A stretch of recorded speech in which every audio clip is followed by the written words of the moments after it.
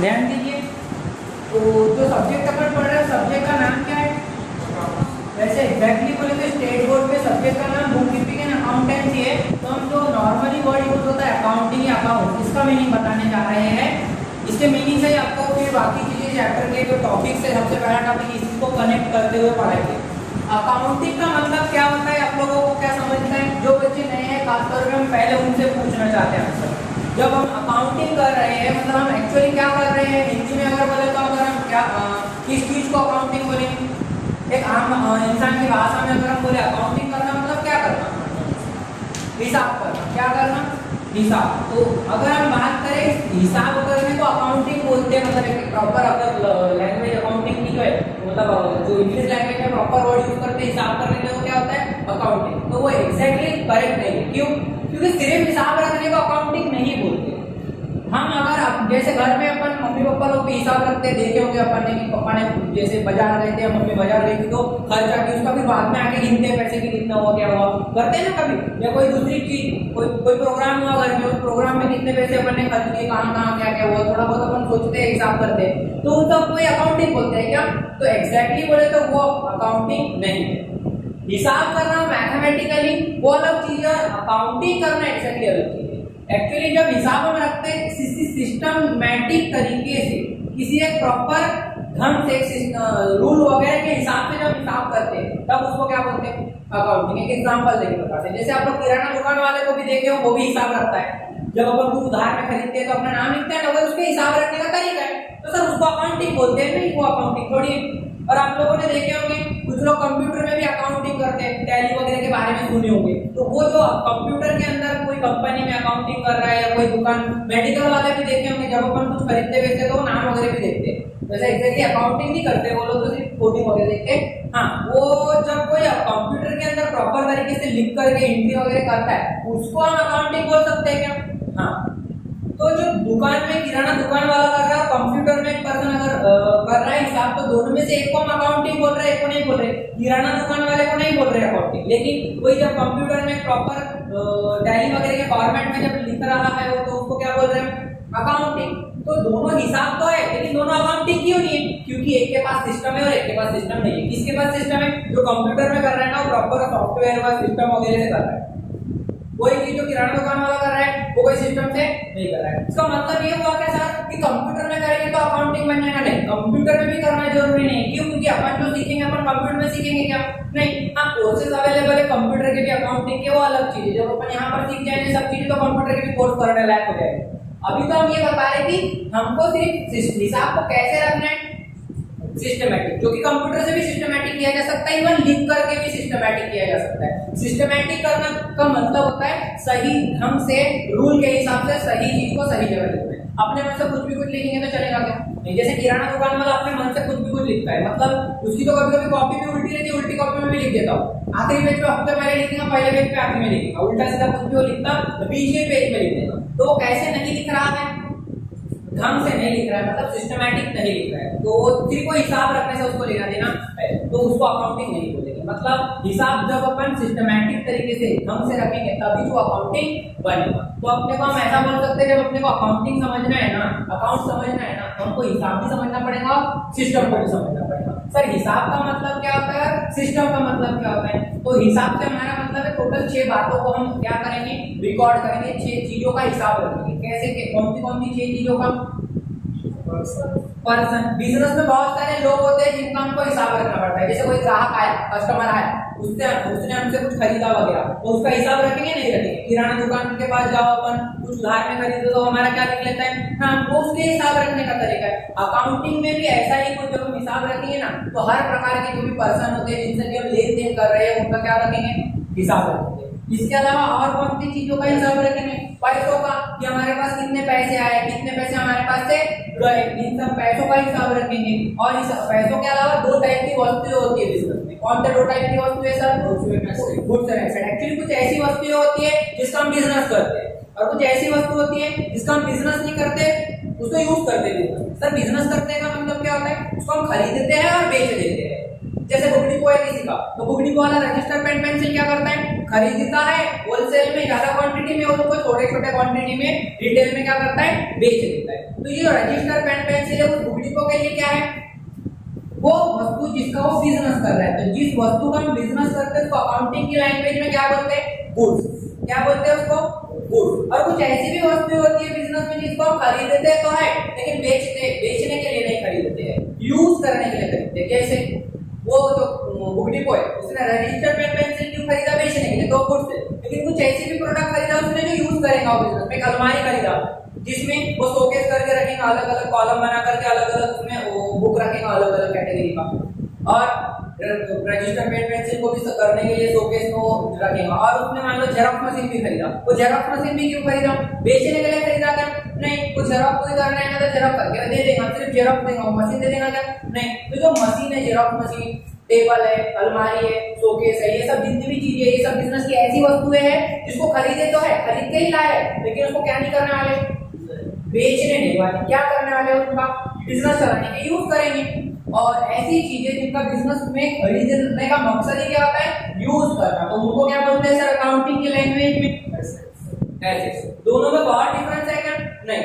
इसको खरीदे यूज करने के लिए और इसको खरीदे बेचने के लिए और इसको खरीदे यूज करने के लिए। जैसे फर्नीचर, जैसे हमारा कोचिंग का बिजनेस है, हम फर्नीचर क्यों खरीदे, हमारे बिजनेस में हम यूज करेंगे, मतलब हमारे स्टूडेंट यूज करेंगे। तो ये जो फर्नीचर है वो हमारे बिजनेस के लिए एक प्रकार की है।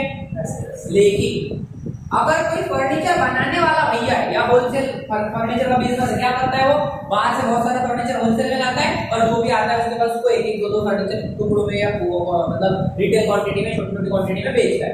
तब उसके लिए, उस फर्नीचर वाले भैया के लिए, फर्नीचर का जिसका दुकान है उसके लिए फर्नीचर क्या बन जाएगा, गुड बन जाएगा। मतलब कौन सी वस्तु है उसके ऊपर, उसके हिसाब से हम डिसाइड कर सकते हैं कि वो एसेट है कि गुड्स है, नहीं।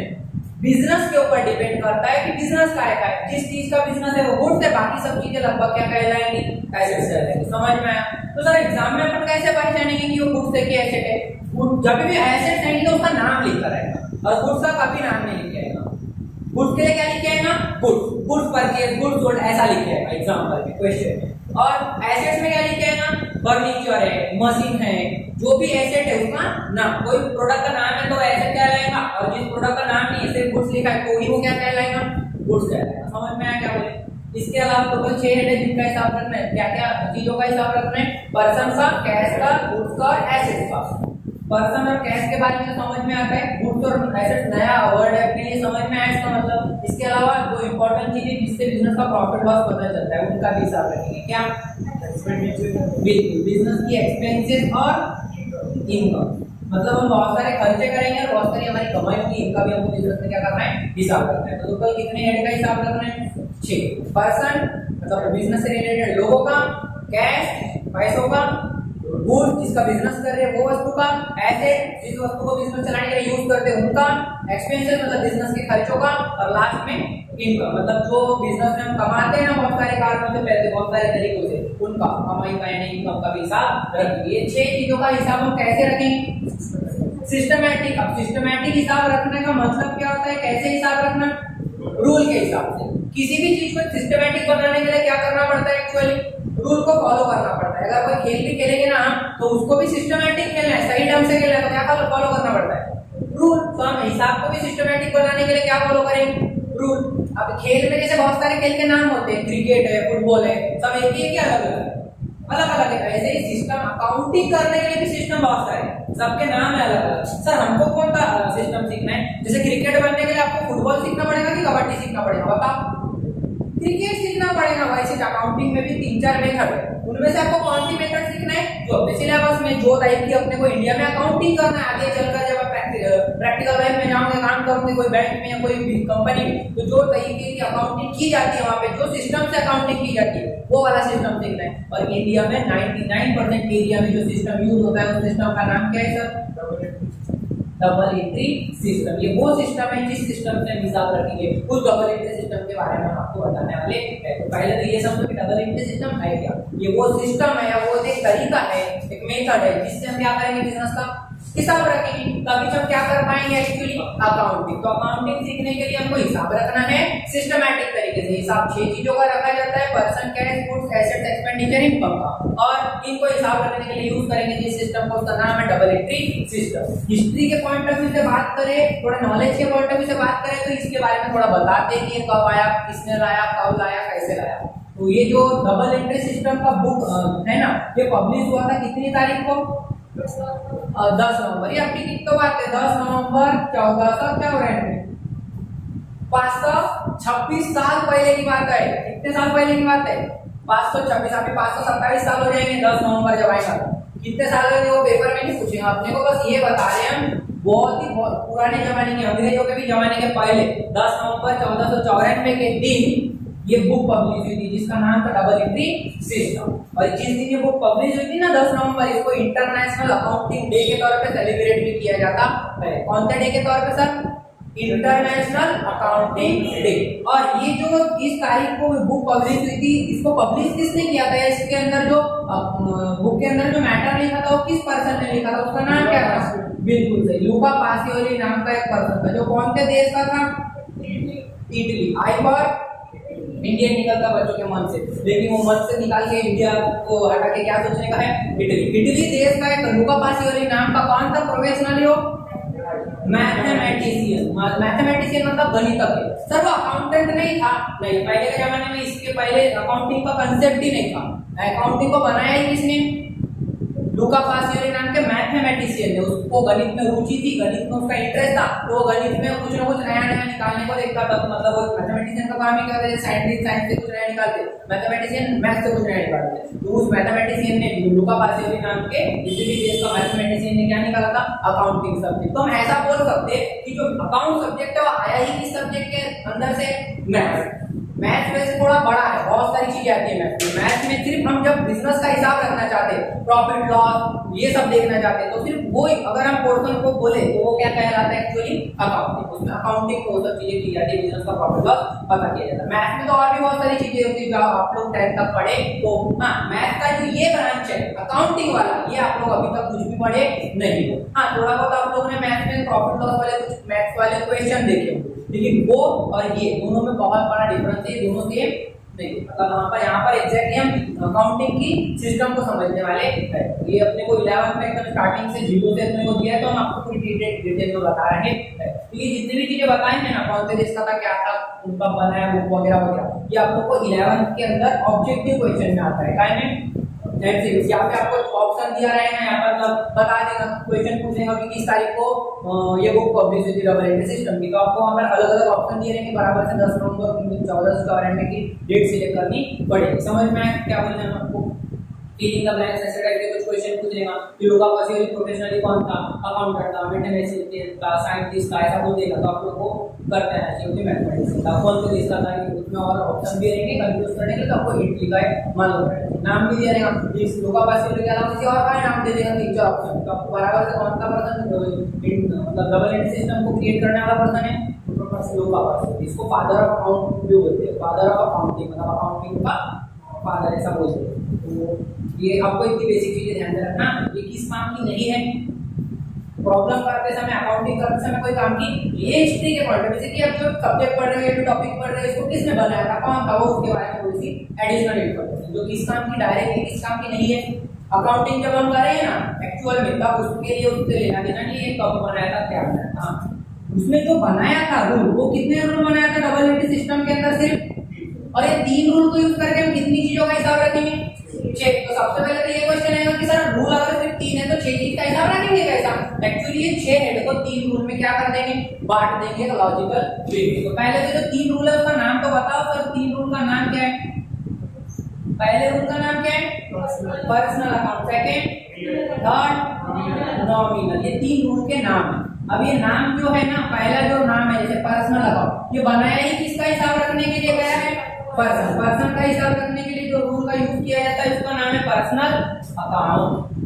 तो यहाँ पर किसका हिसाब रखा जाता है, सिर्फ पर्सन का। पर्सन के अंदर क्या आता है, तो थोड़ा डिटेल में अगर बात करें तो 2 टाइप के पर्सन होते हैं। कौन से 2 टाइप सर, एक होता है नेचुरल पर्सन, ह्यूमन बीइंग, हमारे जैसा इंसान, जीवित इंसान, और एक होता है आर्टिफिशियल पर्सन, जो जीवित नहीं है लेकिन उसके साथ भी हम पर्सन के जैसे बिहेवियर करते हैं, व्यवहार करते हैं। जैसे बैंक हो गया, किसी बैंक की बात करें तो कोई इंसान है क्या वो? नहीं। लेकिन बैंक जैसे हम किसी पैसे इंसान से लेन देन करते हैं वैसे बैंक से भी लेन देन करते हैं क्या? बिल्कुल। कोई कंपनी की बात करें तो कोई कंपनी इंसान है क्या? नहीं। लेकिन जैसे हम किसी पर्सन से लेन देन करते हैं पैसों का, बैंक क्या बोलते हैं अपने कंपनी से भी लेन देन कर सकते हैं क्या? हाँ। जैसे हम किसी दुकानदार से प्रोडक्ट खरीदते हैं वैसे किसी कंपनी से भी खरीद सकते हैं क्या? हाँ। तो ये जो टाइप के पर्सन है ना, कंपनी हो गया या बैंक हो गया, ये सब आर्टिफिशियल पर्सन है। एक्चुअल में कोई ह्यूमन बीइंग है क्या? मनुष्य है क्या? नहीं। तो चाहे नेचुरल पर्सन हो हमारे जैसा, चाहे आर्टिफिशियल हो, सबको काय के अंदर ही रखना है अपने को, पर्सनल अकाउंट के अंदर, नेचुरल पर्सन को भी और आर्टिफिशियल पर्सन को भी। बात करें रियल अकाउंट, रियल का मतलब ही क्या होता है? जिसको हम टच कर सकते हैं वो रियल कहलाता है और वो रियल अकाउंट के रूल के अंदर आता है। रियल में क्या नहीं आएगा? पर्सन नहीं आएगा, क्योंकि पर्सन के एक सेपरेट हेड है क्या? Personal account. बाकी जितने भी बचे हुए 5 हेड है ना 6 में से, उनमें से जिनको हम टच कर सकते हैं वो रियल है, जिनको टच नहीं कर सकते वो रियल। रियल का मतलब है जिसको हम टच कर सकते हैं। तो पैसों को टच कर सकते हैं क्या? अपन जैसे 100 का नोट पड़ा है, टच करेंगे क्या उसको? जेब में भी डाल लेंगे अंदर? नहीं डालेंगे। तो वो अलग मैटर है। हम सिर्फ इतना बता रहे हैं कि पैसे को हम टच कर सकते हैं। अगर किसी चीज को हम टच कर सकते हो तो चीज रियल चीज कहलाती है। जैसे कि कैश, कैश को हम टच कर सकते हैं तो रियल है। गुड, जिस वस्तु का हम बिजनेस कर रहे हैं उस वस्तु को हम टच कर सकते हैं। बिल्कुल। रजिस्टर पेंडेंसी का अगर हम बिजनेस करें तो उसको टच कर सकते हैं। फर्नीचर का हम बिजनेस कर रहे हैं तो फर्नीचर को भी टच कर सकते हैं। अगर से हम कोई किराना दुकान है, अनाज वगैरह खरीद के बेचते तो अनाज को भी हम टच कर सकते हैं। तो हर वो चीज जिसको हम टच कर सकते हो क्या कहलाती है? रियल चीज कहलाती है। जैसे गुड, गुड्स भी क्या होता है? रियल आइटम, इसको भी हम टच कर सकते हैं, इसीलिए कौन से हेड में आएगा? गुड्स भी रियल। और एसेट जिसका हम बिजनेस में यूज कर रहे हैं, टच करेंगे तभी तो यूज करेंगे ना। जेरॉक्स मशीन, अलमारी, शोकेस वगैरह इसको यूज करते हैं तो ये सब बिजनेस की क्या होती है? इवन एक छोटा सा कैलकुलेटर भी, छोटी सी मशीन है कैलकुलेटर, ये भी बिजनेस की क्या कहलाती है सर? एसेट्स। क्यों? क्योंकि उसको भी बिजनेस में हम यूज करते हैं। हाँ, अगर उसको मैं बेचने के लिए लाया है तो फिर वो क्या नहीं है? एसेट नहीं होगी, वो प्रोडक्ट गुड बन जाएगा। और अगर कोई किराना दुकान में हम कैलकुलेटर को क्या कर रहे हैं? यूज करते हैं किराना दुकान वाला कैलकुलेटर, तो किराना दुकान वाले के लिए वो कैलकुलेटर भी क्या है? एक प्राइस, एक टाइप का एसेट है। तो एसेट्स के ऊपर भी क्या करो लगता है सर? Real account. हाँ, बात करें एक्सपेंडिचर और इनकम, खर्चे और इनकम, ये दोनों ऐसी चीजें जो एक्चुअली कोई वस्तु नहीं है, कोई चीज नहीं है, ये सिर्फ एक नाम है। सर ये सिर्फ नाम क्यों है? जैसे हमारी किराने की दुकान है और किराने की दुकान हमारी खुद की नहीं है, किराए की है। तो किराए की दुकान रहने पर हमको क्या करना पड़ता है? किराया देना पड़ता है, रेंट देना पड़ता है। तो जो किराए के पैसे हम दे रहे हैं, जो पैसे दे रहे हैं उसको तो टच कर सकते हैं, लेकिन जो बोल रहे हैं किराया, वो किराया क्या है? कोई वस्तु है क्या? नहीं। लेन देन पैसों में किया जा रहा है, बात पैसों की नहीं कर रहे, हम बात कर रहे हैं किराया शब्द की। किराया सिर्फ क्या है? शब्द है। हाँ, अगर हमने क्यों किराए के लिए 2000 रुपए दे रहे, मान लो किराए वाले को नहीं दिए पैसे, वो पैसे हमने इलेक्ट्रिक बिल के लिए पे कर दिए, तो फिर उसको बोलेंगे कि इलेक्ट्रिक बिल वाला को इस बार किराया दे दीजिए, ऐसा बोलेंगे क्या? नहीं, उसको क्या ही बोलेंगे? इलेक्ट्रिक बिल दिए।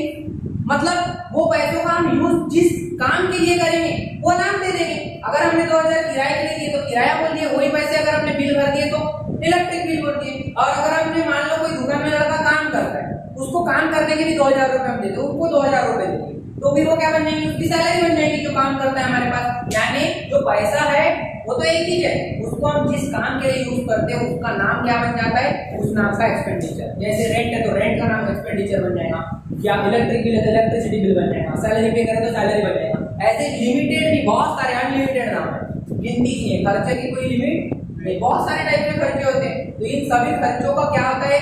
नाम। और इन सब आइटम को हम टच कर सकते हैं कि एक्चुअली नहीं, हम टच कर सकते हैं किसको? तो कैश आता है, कौन से रूप में आता है कैश? जो एक्सपेंडिचर्स है ये टच नहीं कर सकते, ये सिर्फ एक नाम होता है। सिर्फ एक नाम का मतलब होता है नॉमिनल आइटम। नॉमिनल का मतलब ये जो एक्चुअली कोई रियल चीज नहीं, उसको नॉमिनल बोलते हैं। तो नॉमिनल के हेड में क्या आता है सर? एक्सपेंसेस। और एक्सपेंसेस का उल्टा होता है इनकम। जैसे हम किसी को काम करने के लिए पैसे दिए तो वो हमारा खर्चा है ना, वही हमने किसी का काम करके दिए तो हमको फिर कोई पैसे मिलेंगे, तो वो क्या बन जाएंगे? हमारी इनकम। या जैसे हमने बैंक में पैसा रखे, हमको थोड़े पैसे एक्स्ट्रा मिलते हैं, 10,000 रुपए रखे, महीने में 6 महीने में हमको ब्याज मिलता है, इंटरेस्ट मिलता है, तो इंटरेस्ट हमारी एक प्रकार की क्या है? इनकम। ऐसे ही हम प्रोडक्ट बेच के भी पैसे कमाते हैं, अलग अलग तरीके से हमको थोड़े क्या होती है? अर्निंग होती है। वो अर्निंग एक्चुअली कोई वस्तु नहीं होती है, सब अर्निंग मिलता किस फॉर्म में?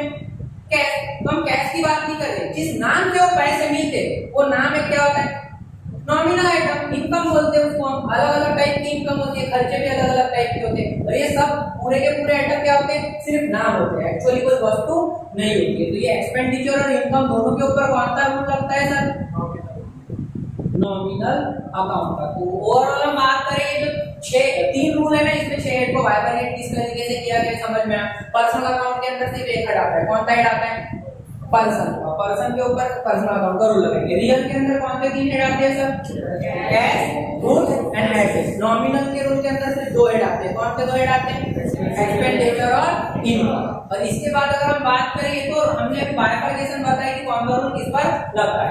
अब ये रूल क्या बोलता है वो अपने को मालूम रखना चाहिए। तो पहले तो ये समझना है कि इन रूल को यूज करके हम करते क्या वाले, जैसे मैथ में हम चीजों को क्या करते हैं, प्लस और माइनस के तौर पे नंबर को लिखते हैं। लेकिन जब हम पैसों की बात करें ना तो पैसों में माइनस कुछ भी नहीं रहता।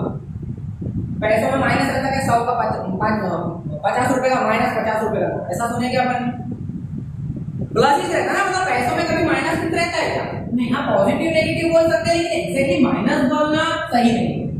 तो इसीलिए अकाउंटिंग करते समय, हिसाब रखते समय कोई भी चीज या तो खर्चा रहेंगे इनकम, दोनों कहीं में ही रहेंगी, लेकिन पॉजिटिव ही रहेंगी, मतलब नेगेटिव तो नहीं रहता है। हाँ नेगेटिव बोल सकते हैं, लेकिन माइनस बोलना थोड़ा सा अनसुटेबल या नॉन सुटेबल नहीं लग रहा था इसको, हमको नहीं, इसको लूका पासियोली। तो लूका पासियोली उसका मैं जब 1994 में उनको क्या सुटेबल नहीं लगा, प्लस माइनस सुटेबल नहीं लगा। वो खुद मैथमेटिशियन थे, अपन से ज्यादा तो उनको मैथ समझता था, लेकिन फिर भी उन्होंने इस प्लस माइनस को डायरेक्टली अकाउंटिंग में यूज नहीं किया। उन्होंने एक नया कॉन्सेप्ट क्रिएट किया, नया कॉन्सेप्ट यूज किया, जिसमें क्या करते हैं हम, डेबिट और क्रेडिट यूज करते हैं। तो हम ऐसा बोल सकते हैं कि कहीं ना कहीं ये इसी का रिप्लेसमेंट है, लेकिन एग्जैक्टली हम ऐसा नहीं बोल सकते सर डेबिट यानी प्लस और क्रेडिट यानी माइनस।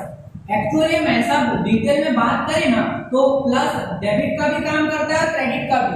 कभी वो डेबिट का काम करेगा, कभी क्रेडिट का। माइनस जो है उसके लिए हमको कभी डेबिट भी करना पड़ेगा, कभी क्रेडिट भी। थोड़ा इंतजार करो, जब 1 महीने की क्लास पढ़ा देंगे ना तब आपको ये चीज बहुत डिटेल में क्लियरली समझ में आ जाएगी। अभी सिर्फ इतना समझो कि इस चीज को हम मैथ में यूज करते थे, अकाउंटिंग में नहीं करेंगे। अकाउंटिंग में नया कॉन्सेप्ट आया है डेबिट और क्रेडिट, जो अपने लिए टोटली नया है। दिमाग में तो बहुत सारे बच्चों के बहुत सारे समय तक यही चलते रहेगा, क्योंकि अपन 10 साल तक सीखे ना मैथ में प्लस माइनस, तो कहीं ना कहीं दिमाग में यही चलते रहेगा। चलने दो, जब अपन अकाउंटिंग की प्रैक्टिस कर लेंगे ना तो इस समय आएगा जब अपने दिमाग में भी डेबिट क्रेडिट का काम करने लगे, थोड़ा सा प्रैक्टिस की जरूरत रहेगी बस। तो अभी हम आगे आ जाते हैं डेबिट क्रेडिट के बारे में बताते हैं। हिसाब रखते समय हम 2 तौर पे चीजों को रिकॉर्ड करते हैं, या तो डेबिट के तौर पे या फिर क्रेडिट के तौर पे। इसीलिए इसका नाम जो है, उस अकाउंटिंग सिस्टम का नाम क्या रखा गया है, डबल एंट्री सिस्टम। इसमें 2 एस्पेक्ट रिकॉर्ड किए जाते हैं हर आइटम, डेबिट या क्रेडिट। तो हर एक आइटम का हर एक जो रूल का कंसेप्ट बनाया गया है, कुछ चीजों को डेबिट करने के लिए और कुछ चीजों को क्रेडिट करने के लिए बनाया गया है। क्या रूल के हिसाब से हम चीजों को क्या करने वाले हैं, डेबिट और क्रेडिट। डेबिट क्रेडिट करने का मतलब होता है उनको रिकॉर्ड करना, उनका हिसाब रखना। तो या तो डेबिट करेंगे या फिर क्रेडिट करेंगे। अभी डेबिट क्रेडिट करने के लिए जब दिमाग लगाए होंगे लुका पासियोली ने, तो क्या सोचे होंगे, बिहेवियर के बारे में। किसके बिहेवियर के, जैसे पर्सन का रूल बनाने के लिए ये सोचा गया होगा कि पर्सन के बिहेवियर क्या है, पर्सन का क्या बिहेवियर है और पर्सन के बिहेवियर का क्या हिसाब रखेंगे हम। जैसे किराना दुकान के पास कोई आता है तो नाम लिखता है ना, कभी कभी कब लिखता है वो, जब वो कुछ लेता है, कुछ लेता है तो हम नाम लिखते हैं ना उसका, और कल चल के जब वो पैसा वापस दे देता है हमको तो उसका नाम क्या कर देते हैं अपन, काट देते हैं। तो कभी भी हिसाब रख रहे हैं, यानी 2 केस में हिसाब रख रहे हैं, जब वो हमसे कुछ ले रहा है और जब वो हमको कुछ दे रहा है। तो इंसान के लेन देन का हिसाब रखते हैं, किसका हिसाब रखते हैं। और सीधी सी बात है, हमने जब किसी पर्सन का हिसाब रखते हैं तो हमको यही मालूम रहेगा ना, मालूम करना है ना कि हम उससे लेने के पैसे कि देने के पैसे।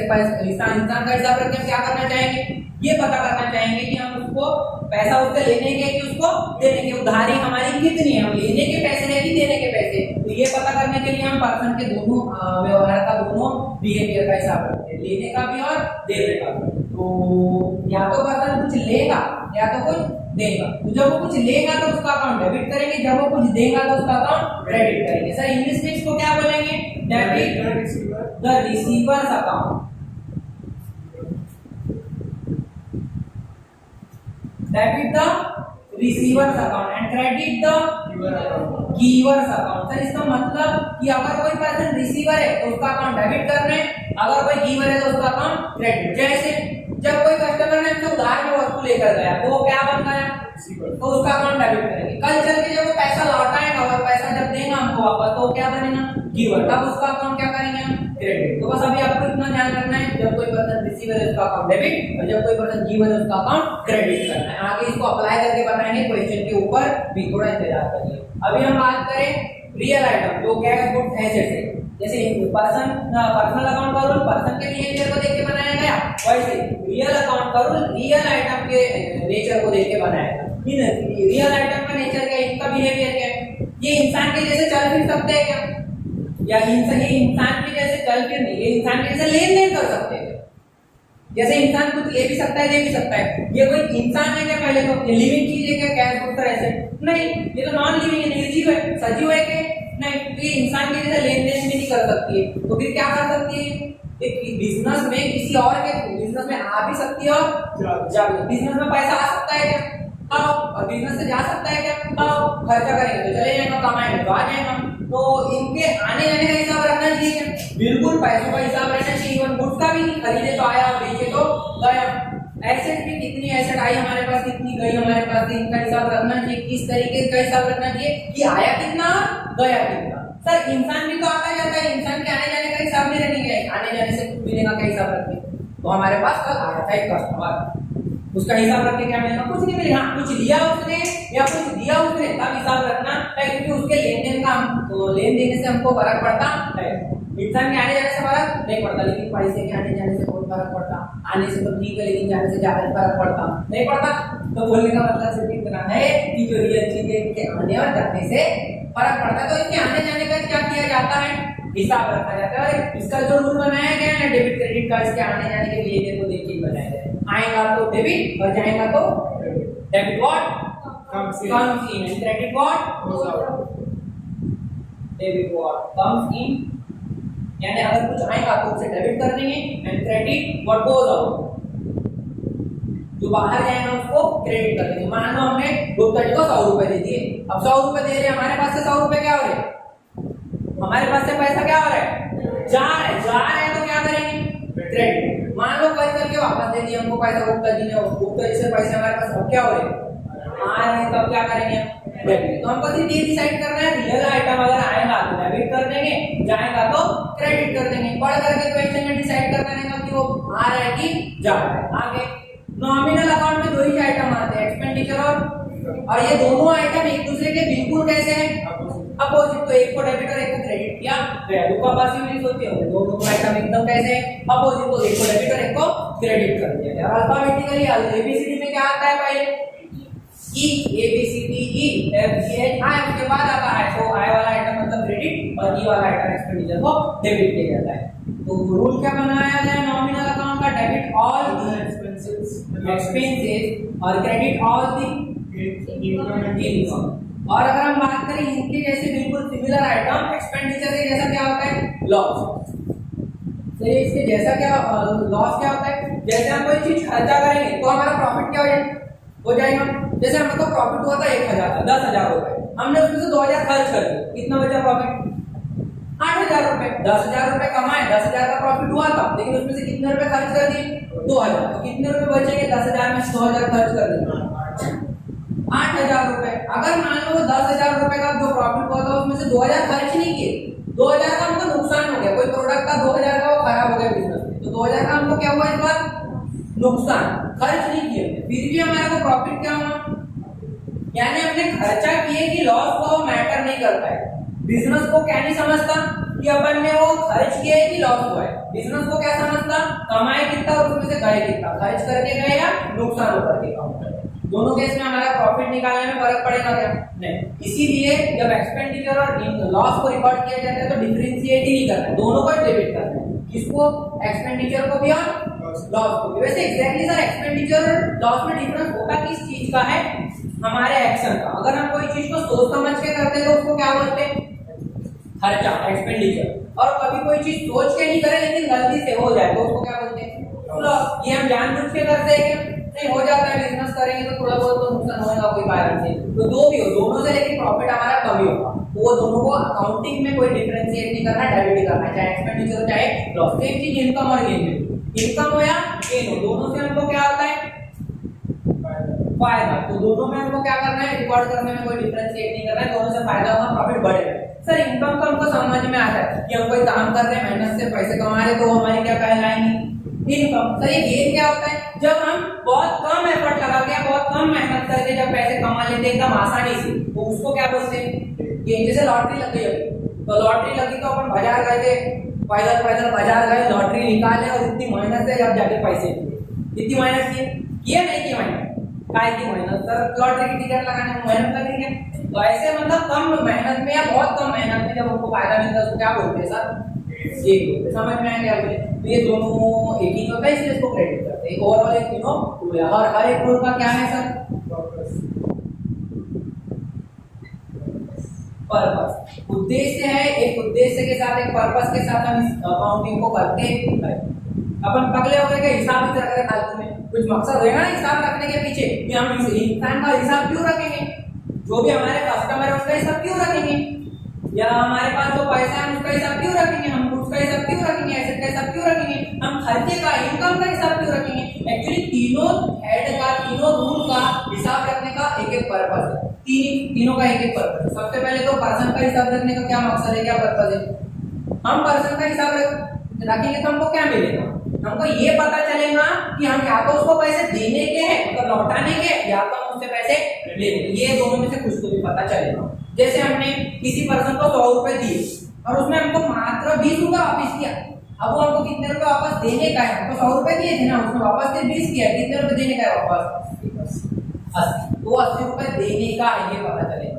और अगर कोई पर्सन हमको पैसे देने का है ना, वो क्या कहलाता है बिजनेस का डेटर, यहाँ पे 20 साइलेंट है, जैसे डेबिट में 20 साइलेंट, यहाँ पर 20 साइलेंट है, यहाँ पे डेटर में क्या साइलेंट है 20 साइलेंट है, इसको डेटर बोलते हैं। वो पर्सन तो हमको पैसे लौटाने का, मान लो ऐसा केस हमने उधार लिया उससे, कितने रुपए आगे वाले पर्सन से उधार लिए 200 और उसको वापस कितने रुपए कर दिए, तो अब की बार हम कितने रुपए उसको देने के 150 रुपए बाकी है देने के, हम देने के उसे तो हमारा क्या बन जाएगा क्रेडिटर। ये डेटर और क्रेडिटर बस अभी इनको डिटेल में मत समझो, बस इतना समझो दो टाइप के लोग होते हैं बिजनेस में, और कोई तीसरा रिश्ता नहीं रहेगा, दो ही रिश्ते रहते हैं, या तो हम पैसे उससे लेने के हैं या तो हम पैसे उसको देने के। तो जो पर्सन से हम पैसे लेने के होते हैं ना, तो हमारा जैसे कस्टमर है, हमको उधार में लेकर पैसे हमको नहीं दिया, वो बोलते हैं डेटर। और कुछ ऐसे लोग होते हैं जिससे हम उधार लाए हैं उसको पैसा हम वापस करने के, तो वो क्या कहलाता है क्रेडिटर। इसके अलावा कोई तीसरा रिश्ता बिजनेस में नहीं होता है, दो ही रिलेशन होते हैं डेटर और क्रेडिटर का। तो दोनों में से क्या है, कोई पर्सन का हमने हिसाब रखे तो हमारा डेटर बन गया कि क्रेडिटर बन गया, यानी हम उससे लेने के हैं कि उसको देने के, ये पता करने के लिए हम पर्सन का हिसाब रखते हैं। किराना दुकान वाला भी हमारा नाम क्यों लिखता है, ताकि उसको याद रहे कि वो हमसे पैसे लेने का है कि देने का है। तो पर्सनल अकाउंट के रूल का पर्पस क्या होगा, to find out the debtor and creditor of the business, yes to find out the exact position of debtor and creditor of the business. ये जो पर्पस है आपको पीडीएफ फॉर्मेट में भेज देंगे, आपको घर में जाकर लिखना है। पीडीएफ बनी हुई है इसकी, आपको व्हाट्सएप ग्रुप में भेज देंगे, उसमें आप लोगों को देख करके लिखना रहेगा। आगे कुछ बच्चे लिख भी दिए ऐसा है। और आगे अगर बात करें रियल अकाउंट के रूल के पर्पस की, तो रियल अकाउंट के रूल में हम क्या करते हैं, रियल चीजों का हिसाब रखते हैं, कैश गुड्स और एसेट्स का। हम इसका हिसाब में करते क्या है, आता है कभी भी हिसाब रखते हैं और जाता है तभी। जैसे इंसान से लेने का हिसाब रखते तो पता चलता है कि उसके लेने के कि देने के, बाकी क्या है। वैसे ही जब कैश गुड्स और एसेट्स हमारे पास आती है कभी भी हिसाब रखते हैं, जाती है कभी भी हिसाब रखते हैं। इससे क्या मिलेगा, एग्जाम्पल के लिए हमारे पास 100 रुपए आए, 30 रुपए चले गए, बताओ इससे क्या पता चलेगा, 70 रुपए बचे है, बैलेंस है, बैलेंस कितने पैसे हमारे पास है ये हमको कब पता चलेगा। हाँ अगर आपको सिर्फ इतना बताए कि हमारे पास 100 रुपए, बताओ कितने बचे, बता सकते हैं, ऐसे कैसे बताएंगे, ज्यादा से कुछ बताएंगे। हम आपको सिर्फ इतना, हमने 30 रुपए खर्च कर दिए, आए कितने नहीं बताए, 30 रुपए गए, कितने रुपए बचे बता पाएंगे क्या, आप कब बता पाओगे, जब हम आपको दोनों बातें बताएं कि हमारे पास पैसा आया कितना और हमारे पास से गया कितना। रियल में हम दोनों चीजें करते हैं, आता कभी भी हिसाब रखते हो, जाता कभी भी, और दोनों से कंपेयर करके हम पता कर पाएंगे कि कितना पैसा हमारे पास बचा है बैलेंस से। और यही रियल अकाउंट के रूल के बनाने का पर्पस है। और हमको बिल्कुल करना भी चाहिए ना, पता होना चाहिए, हिसाब रहना चाहिए कि कितना पैसा बचा है, कितना गुड बचा है, कितनी एसेट है हमारे पास। इन सब का हिसाब इसीलिए रखते हैं ताकि इनका बैलेंस पता चल पाए। और सिंपल से लॉजिक है, बिजनेस में हमारे पास पैसों का हिसाब नहीं है अगर, तो हिसाब करके अकाउंटिंग करके कोई मतलब है ना क्या? तो हिसाब रखने के लिए पैसों का बैलेंस कितना बचा है, गुड्स का, एसेट का, इसीलिए रियल अकाउंट का बनाते हैं। रियल अकाउंट के रूल से हिसाब से अकाउंटिंग करते हैं। तो क्या पर्पस है सर रियल अकाउंट के रूल का? To find out the exact balance of cash, goods and assets of the business. ये भी आप लोग को लिख करके दिया हुआ है, आप लोग को पीडीएफ भेजेंगे, उसमें से देख करके लिखना रहेगा। नॉमिनल अकाउंट के रूल का भी कुछ पर्पस होगा। नॉमिनल अकाउंट में किन का हिसाब रखते हैं हम? एक्सपेंडिचर और इनकम का। नॉमिनल अकाउंट के अंदर किन का हिसाब रखते हैं हम? एक्सपेंड। अब एक्सपेंडिचर और इनकम का हिसाब करके मिलेगा क्या? प्रॉफिट का। अगर मान लो मैंने खर्चे का और इनकम का हिसाब रख लिया, मैंने ये हिसाब रखा कि मेरे खर्चा किया हो टोटल 10,000 और मेरे को इनकम हुई है 15,000। बताओ मेरे को बिजनेस में प्रॉफिट हुआ कि लॉस? कितना प्रॉफिट? 5,000 का प्रॉफिट हुआ। कैसे हुआ? क्योंकि कमाया मैंने 15,000, खर्चा कितना किया? सिर्फ कितने बचा लिया? तो जो 5,000 बचे मतलब वो क्या बन गया मेरे बिजनेस का? मान लो अगर मैंने खर्चा 18,000 किया होता, तब क्या होता था मेरे को? कितना होता? कितने का? 3,000 का। लॉस भी हो सकता था। तो अगर मैं एक्सपेंडिचर और इनकम का हिसाब रखूं तो मैं कंपेयर करके पता कर सकता हूं कि मेरे को बिजनेस में प्रॉफिट हुआ कि लॉस। और अगर मैं बिजनेस में हिसाब रख रहा हूं तो मेरे को बिजनेस का प्रॉफिट लॉस पता चलना चाहिए कि नहीं चलना चाहिए। ये पता करने के लिए ही हम नॉमिनल अकाउंट के रूल के अंदर अकाउंटिंग करते हैं, हिसाब रखते हैं एक्सपेंडिचर और इनकम। पर्पस क्या है? To find out the profit और loss of the business, exact profit और लॉस ऑफ द बिजनेस। इसका भी पर्पस हम आपको क्या करके देंगे? पीडीएफ में बना हुआ पूरा फॉर्मेट प्रॉपर्ली आपको रजिस्टर में लिख देना है, तो भी लिखा करके टाइम जाएगा इसलिए नहीं। आगे आ जाते हैं एक्सेप्शन।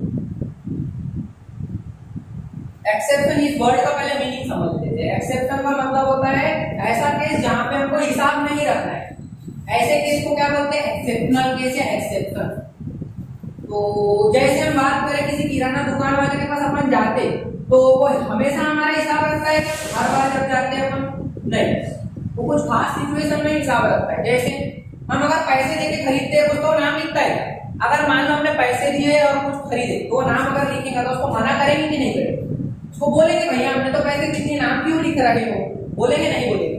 बिल्कुल बोलेंगे। जैसे अगर हम बात करें पहले दिन हम गए ना तो उसको हमने उधार में खरीदे थोड़ा, क्या बोले भैया 10 रुपए का बिस्किट दो, हम पैसा देंगे कल। तो ऐसी सिचुएशन में जब वो नाम लिख रहा है तो हम उसको मना कर सकते हैं? नहीं, सिंपल सा लॉजिक है कि वो याद रखना चाहता है कि हम उससे उधार खरीदे हो, हमको पैसे लेगा वो आते। तो दूसरे दिन हम गए और पैसे दे दिए, तो अब वो कुछ हिसाब रखेगा? बिल्कुल रखेगा। क्या करेगा सर दूसरे दिन?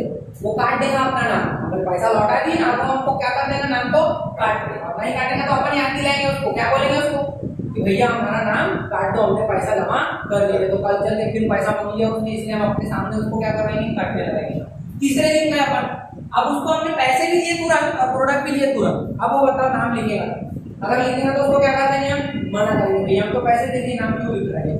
तो तीसरे दिन हमने ऐसा हालत क्या किए दोनों पहले दिन के मुकाबले कि तीसरे दिन हमने उस पर्सन का हिसाब रखने की जरूरत नहीं समझे। किराना दुकान वाले को रखने की जरूरत भी है कि तीसरे दिन हिसाब पर्सन का? हाँ, प्रोडक्ट का हिसाब रखेगा, पैसे का हिसाब रखेगा, लेकिन इंसान का हिसाब रखेगा कि तीसरे दिन वाले केस में नहीं। तो तीसरे दिन में ऐसा क्या हुआ कि हिसाब नहीं रख रहा है वो? मेरे को बताओ पहले दिन वो कस्टमर जो हम थे वो हम रिसीवर थे कि गिवर थे? रिसीवर। हमने प्रोडक्ट ले लिए थे, पैसा दिए थे क्या उसको? और दूसरे दिन जब हम पैसा दिए उसको तब हम क्या बने थे? तीसरे दिन हम क्या दोनों थे?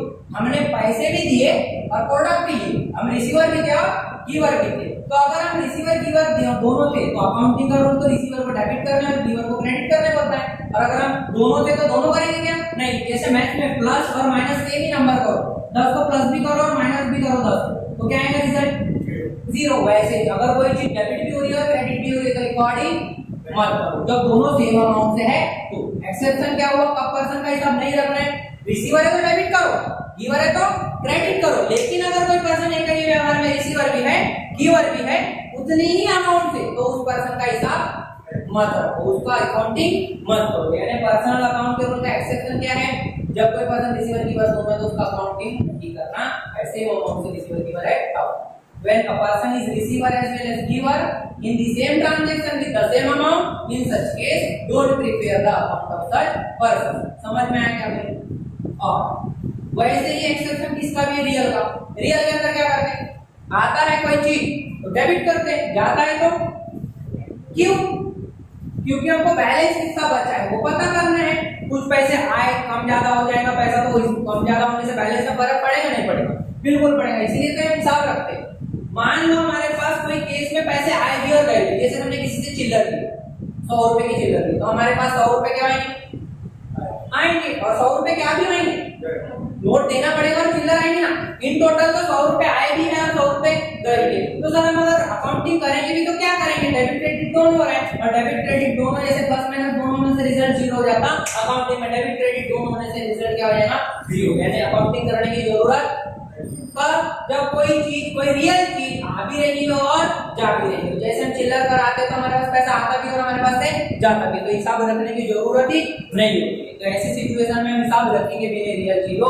तो रियल चीज का एक्सेप्शन के रूल का एक्सेप्शन क्या है? When same thing comes in the business as well as goes out from the business in the same transaction with the same amount, in such case don't prepare the account of such thing। ऐसी चीज जो एक ही व्यवहार में आ भी रही है और जा भी रही है उतने ही अमाउंट से उसी व्यवहार में, तो ऐसी चीज का अकाउंट बनाने की कोई जरूरत नहीं है। समझ में आया? रियल अकाउंट के रूल का भी एक्सेप्शन, तो ये भी एक्सेप्शन और ये भी एक्सेप्शन आपको हम क्या कर दिए हैं? पीडीएफ में भेज देंगे, आपको पेपर रूल में देख करके लिख देना। बात करें नॉमिनल अकाउंट के रूल की, तो इसका कोई एक्सेप्शन होता ही नहीं है। सर इसका एक्सेप्शन क्यों नहीं होता है? एक्चुअली जैसे कोई इंसान एक ही व्यवहार में रिसीवर गिवर बन सकता क्या?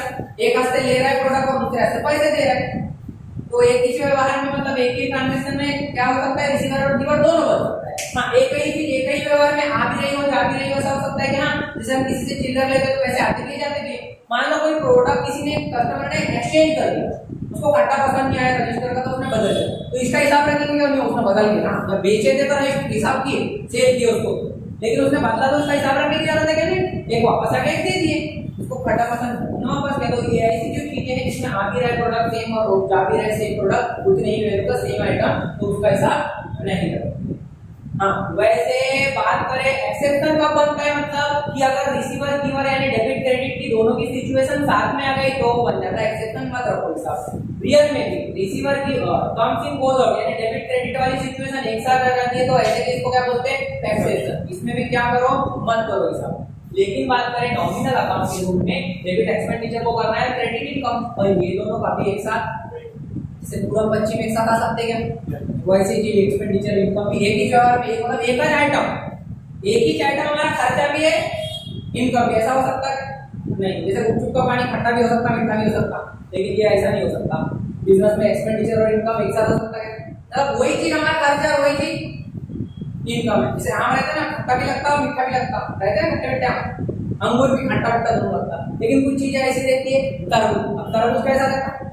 खट्टा रहता है, वैसे टाइप का फल है। बोलने का मतलब है इन केस में ऐसा पॉसिबल है डेबिट क्रेडिट की दोनों सिचुएशन आ जाए, यहाँ पे भी पॉसिबल है, लेकिन यहाँ पर पैसे पॉसिबल, यहाँ पे ऐसा हो ही नहीं सकता कि वो खर्चा भी हमारा वो इनकम भी, ऐसा पॉसिबल नहीं है, इसीलिए इसका कोई एक्सेप्शन होता ही नहीं है। कौन से रूल का एक्सेप्शन नहीं होता है? नॉमिनल। ऑब्जेक्टिव में पूछेगा तो आप बता पाओगे कि किस रूल का एक्सेप्शन नहीं होता है? ऑप्शन दिए रहेंगे, अगर ऑब्जेक्टिव टाइप का क्वेश्चन अगर आता है तो आप बता पाओगे? नहीं बता पाओगे। नॉमिनल अकाउंट का रूल का एक्सेप्शन नहीं होता। वैसे रीजन आपको नहीं पूछने वाला है, फिर भी हम आपको समझा दिए, रफ आइडिया है। तो ये है क्या, तो पूरा कंप्लीट डबल एंट्री सिस्टम के रूल। इन रूल को यूज करके हम क्या करने वाले हैं? हिसाब रखने वाले हैं 6 हेड का। अब ये 6 हेड का जब हम हिसाब रखते हैं तो एक्चुअली हम थोड़ा डिटेल में जाए ना, तो हिसाब किसका रखते हैं? बिजनेस के व्यवहार का, बिजनेस में होने वाली एक्टिविटीज का। एक्टिविटीज मतलब बहुत सारे बिजनेस में लेन देन करते, खरीदते, प्रोडक्ट बेचते, बहुत सारी एक्टिविटी होती है, तो उन एक्टिविटी को पहले हमको समझना पड़ेगा। तो कैटेगरी में बाइफर्केशन होता है, ये आपने चीज बता रहे हैं आज के लिए, बाकी चीज फिर कल कंटिन्यू करेंगे। ये एक्टिविटीज के बारे में थोड़ा समझ लो। एक्टिविटीज दो टाइप की, कौन सी दो टाइप की होती है सर? बिजनेस एक्टिविटी और नॉन बिजनेस एक्टिविटी। एक्चुअली जैसे हम जो हमारे बिजनेस से रिलेटेड व्यवहार है उसको हम बिजनेस एक्टिविटी बोलते हैं, और जो बिजनेस का हिस्सा नहीं है लेकिन फिर भी बिजनेस में में होता है उसको बोलते हैं नॉन बिजनेस एक्टिविटी। जैसे हम कोई प्रोडक्ट खरीदे, बेचे, किसी से उधार में लिए, किसी को पैसा दिए, कोई मशीन खरीदे, कोई इलेक्ट्रिक बिल पे किए, रेंट पे किए, सब बिजनेस की एक्टिविटी है। हाँ बिल्कुल बिजनेस की एक्टिविटी है। लेकिन कोई किसी पर्सन से झगड़ा हो गया, कोई कस्टमर से बहस हो गई, उसने एक चिपका अपने 4 मार दी, झगड़े में होता रहता है, उसने एक मारा था, तो ऐसा कुछ झगड़ा हुआ तो बताओ इसका हिसाब रखें। उसने एक मारा था, अपने 4 मारे, ऐसा हिसाब होना क्या उसका हिसाब रखना भी नहीं है क्या? बिजनेस का प्रॉफिट लॉस में फर्क पड़ेगा क्या? नहीं। तो ऐसी कुछ एक्टिविटी को बोलते हैं नॉन बिजनेस एक्टिविटी। जैसे झगड़ा हो गया या किसी ने मान लो अपने को सजेशन ही दे दिया कि भैया तुम्हारा बोर्ड जो है ना दुकान का उसमें नंबर ही नहीं दिख रहा, तुम्हारा नंबर ही छिड़ गया, तुम नया बोर्ड लगाओ, सजेशन दिया किसी ने। तो ये बताओ इसका हिसाब, उसने मेरे को सजेशन दिया, बहुत काम किए, तो इसका हिसाब मांगा, उसको फायदा होगा नुकसान होगा उसने। हाँ प्रैक्टिकली हो सकता है कि हम नाम लगा नंबर लगा ले तो कोई किसी को प्रॉब्लम ना हो, कस्टमर को, वो अलग बेटर है। लेकिन उससे हमारे बिजनेस की एक्टिविटी से बिजनेस की एक्टिविटी है क्या हो जिसका हमको हिसाब रखना पड़े, जिससे हम जो हमारे ट्रेड है उसमें अफेक्ट होंगे क्या? नहीं। तो इसका हमको हिसाब रखने की जरूरत नहीं है। कौन सी एक्टिविटी इसका?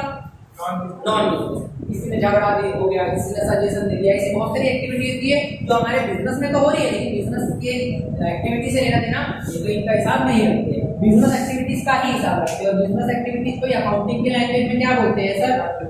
ट्रांजैक्शन। क्या बोलते हैं?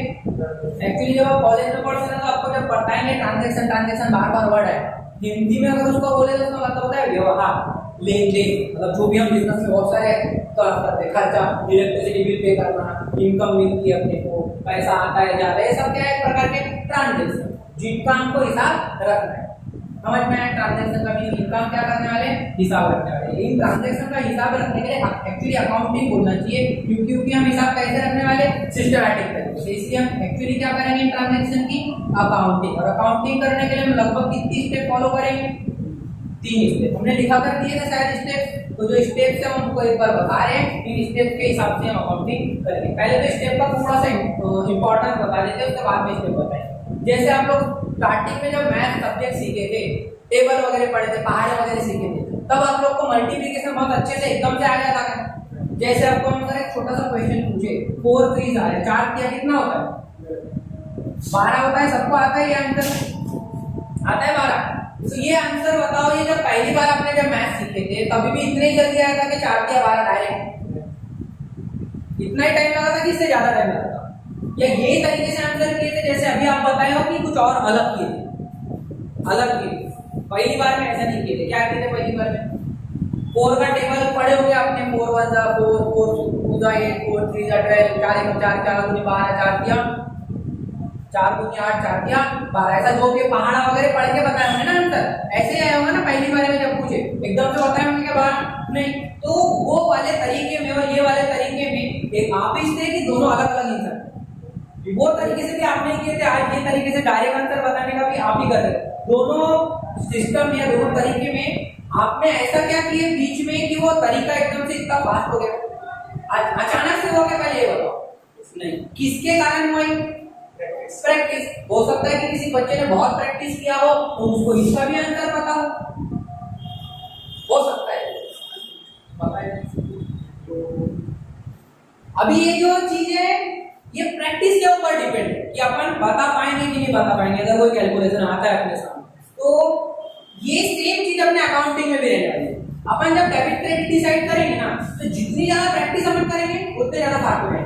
अपन को किसी और बच्चे को देखने के बाद, जैसे अपन मैथ्स में किसी को देखे ना तो कोई बच्चा एकदम डिफिकल्ट कैलकुलेशन भी जल्दी करता। डिफरेंस सिर्फ इस चीज का है कि उसने प्रैक्टिस ज्यादा किया, इसने प्रैक्टिस कम किया।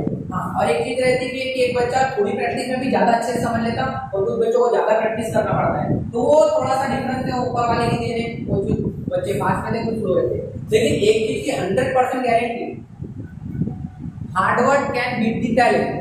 मतलब अगर आप मेहनत करोगे ना तो हो सकता है जो आपसे जल्दी सीखा है लेकिन उसको भी आप बीट कर सकते हो। इंपॉर्टेंट क्या है कि आप कितनी प्रैक्टिस। हो सकता है वो 4 बार में एक्सपर्ट हो गया तो अपन 40 बार में, लेकिन होंगे। बोलने का मतलब ये कि प्रैक्टिस जितनी ज्यादा करोगे उतने ज्यादा फास्ट होगे।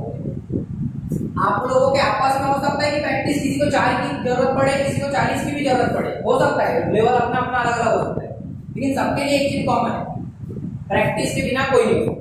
एकदम टैलेंटेड नहीं होगा तो एक बार में नहीं सीखेगा, प्रैक्टिस तो उसको भी करना पड़ेगा, हो सकता है उसको कम प्रैक्टिस में भी चीजें जम जाए। हम तो अपने टाइम से सफिशिएंट प्रैक्टिस करा कर देंगे, लेकिन आपको बताने के पीछे का मकसद ये है क्योंकि ये जो सब्जेक्ट है वो आप एकदम कहां से सीख रहे हो अभी स्टार्टिंग से, तो आप लोग के पास एक गोल्डन अपॉर्चुनिटी है कि अभी आप लोग इस सब्जेक्ट को बहुत अच्छे से ध्यान दो, खासतौर पे बेसिक लेवल पे, क्योंकि अगर अभी आपने इस सब्जेक्ट पे ध्यान दिए ना, या फिर कॉमर्स का कोई भी सब्जेक्ट, तो चारों सब्जेक्ट आप एकदम स्टार्टिंग में पढ़ रहे हो, क्योंकि अभी आपको सब कुछ एकदम स्टार्टिंग से बता रहा है, ऐसा लग रहा है कि आपको ये तो हमको पहले से आता था या हम तो स्कूल में सीख लिया, सब कुछ था इसमें, या आपको ऐसा लग रहा है कि तो समझे ही नहीं तो बहुत कठिन है, नहीं लगेगा। क्यों नहीं लगेगा? बहुत कठिन नहीं लगेगा सब्जेक्ट, क्यों? क्योंकि ये सब्जेक्ट का क्या है, बेसिक, तो ये अगर आपको अच्छे से समझेगा ना, है तो सारा चीज, लेकिन इसका समझना भी बहुत ज्यादा जरूरी है, इसको आना भी अपने को बहुत ज्यादा जरूरी है, क्योंकि ये जब तक नहीं आएगा ना आगे की चीजें नहीं समझेगी। हाँ, ऐसा जरूर जाएगा जिसके जीवन में जब आपको ये चीज नहीं पढ़ेंगे ना तो कुछ आगे आने वाली सरल चीजें भी करने लगने लगेगी। क्यों? क्योंकि इसके ऊपर बेस्ड है।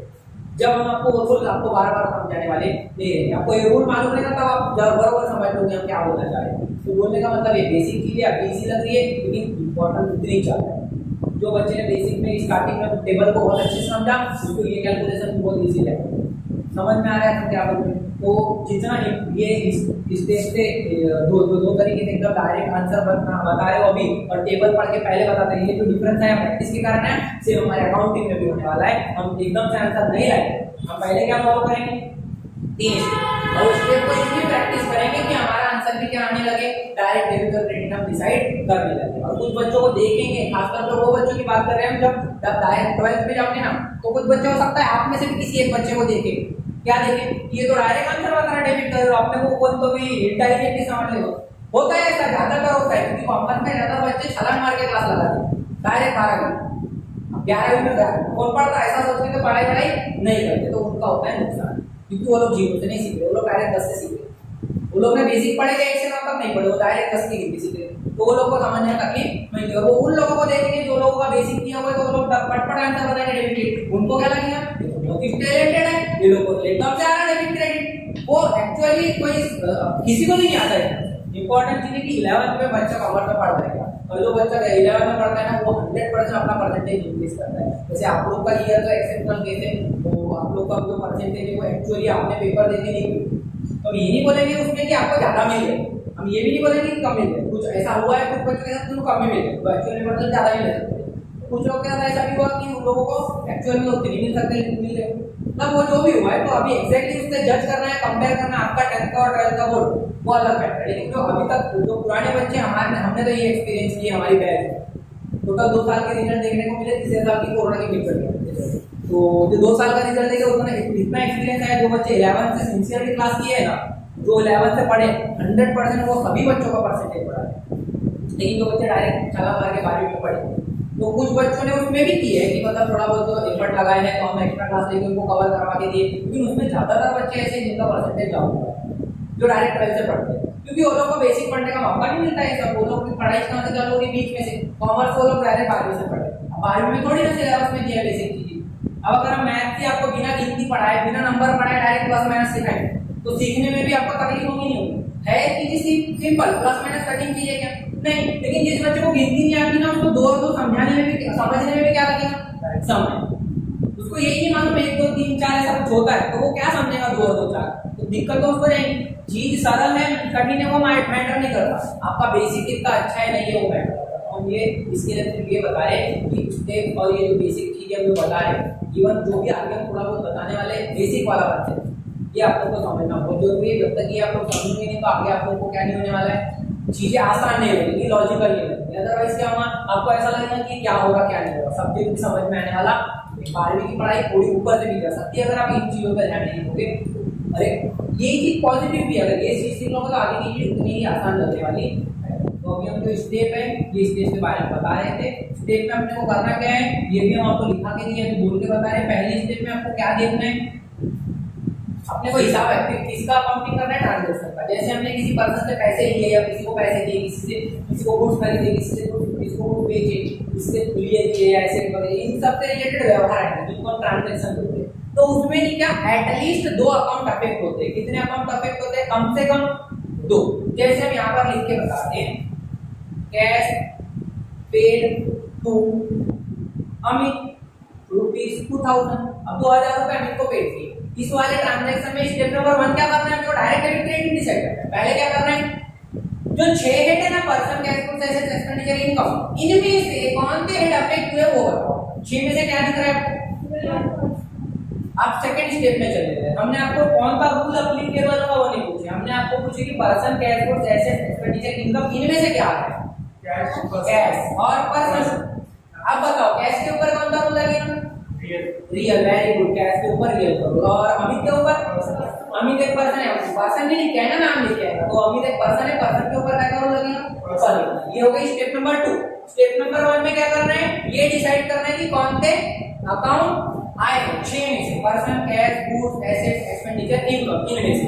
और स्टेप नंबर 2 में क्या करना है, उनके ऊपर कौन सा रूल एप्लीकेबल है, जो कि हमने बताया है समझा के कि कौन सा हेड का कौन सा रूल एप्लीकेबल है, ये भी आपको खुद से डिसाइड करना है। और उसके बाद थर्ड स्टेप में रूल के अकॉर्डिंग, अपने मन से नहीं, किसके अकॉर्डिंग, रूल के अकॉर्डिंग डिसाइड करना है कि डेबिट होगा कि क्रेडिट। और हर एक रूल अलग अलग है। जैसे रियल का रूल क्या बोलता है, debit what comes in, credit what goes out. मतलब कोई चीज आएगी तो डेबिट करना, जाएंगी तो क्रेडिट। ये रूल लगाए किस पे, कैश। तो बताओ बोला इस ट्रांजैक्शन के हिसाब से कि कैश आ रहा है कि जा रहा है, cash paid to Amit, cash क्या हो रहा है, जा रहा है, जा रहा है, इसलिए क्या कर देंगे अपन, क्रेडिट। समझ में आया हमने कैसे डिसाइड की कि कैश क्रेडिट होगा। बस इसी तरीके से अगर एक चीज डेबिट हो क्रेडिट हो गई तो दूसरी पक्का क्या होगी, डेबिट। ये भी एक शॉर्टकट है, लेकिन अभी हम शॉर्टकट नहीं सीखेंगे। अभी अपन क्या करेंगे, स्टेप अप्लाई करेंगे। और इस स्टेप में इधर क्या करना पड़ेगा, जैसे रूल अप्लाई करेंगे। पर्सनल का रूल क्या बोलता है, debit the receiver, credit the. और एक इंपॉर्टेंट चीज याद रखने का, दुनिया में मतलबी लोग बहुत है, अपन भी मतलबी बनेंगे क्या,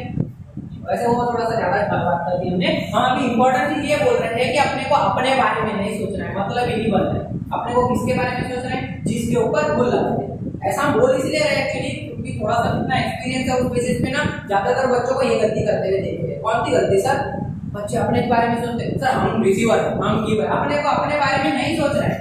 हम अगर पर्सनल करो पर्सन अमित पे लगाए हैं तो अमित के बारे में सोचिए कि अमित रिसीवर है कि गिवर है। कैश पेड टू अमित, अपने बारे में सर हमने दिए भाई, अपने बारे में मत सोचो, अमित के बारे में सोचो। जब अमित को कैश देंगे तो अमित भी कब रिसीवर, उसको पैसे क्या आ रहे हैं, मिल रहे हैं ना, रिसीव हो रहे हैं ना।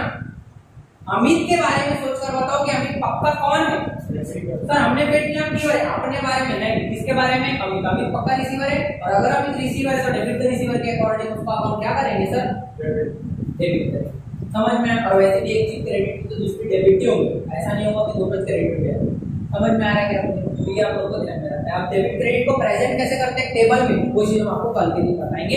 एक पर्टिकुलर क्वेश्चन कराएंगे जिसकी आप लोग को अकाउंटिंग करके बताएंगे। सिर्फ ये डेबिट क्रेडिट ही डिसाइड करना पड़ता है कि सर जनरल एंट्री के जो टॉपिक आप बता रहे हो, हाँ बिल्कुल। और ये क्वेश्चन कितने मार्क के लिए आता है, डेबिट क्रेडिट डिसाइड करने वाला 10 मार्क के लिए। कितने मार्क के लिए, 10 मार्क के लिए इतना सा आपके को टॉपिक आता है। तो ये आप लोग कौन कब कराएंगे, इससे रिलेटेड कंप्लीट क्वेश्चन। और आप लोग को इसके लिए ये वाला बुक खरीदना, बुक से क्वेश्चन कराएंगे ताकि जो बच्चे घर पे बैठ के पढ़ने वाले हैं ऑनलाइन चाहते हैं तो वो बच्चों के लिए किताब खरीदना है। तो आप लोगों को एक किताब जरूर खरीद लो, बाकी भी बच्चे खरीदो। 11वीं की अकाउंट की किताबें इंग्लिश मीडियम की ऐसा वाला है, कोई पुरानी किताब आपके पास तो है, ऐसी वाली आपने ले लेना है, ऐसी वाला किताब। बाकी बच्चे भी ऐसी किताब जल्दी से खरीदो। सेकेंड हैंड भी लेके तो चलेगा, बस पुरानी मत लेना, क्योंकि 2 साल पहले सिलेबस आया है। अगर 3 साल पुरानी कोई स्टूडेंट है तो मुझसे अगर लोगे तो पुराना मिल जाएगा, ओल्ड सिलेबस का मत देना। कैसे क्या बोले, हाँ रिड्यूस पोर्शन है लेकिन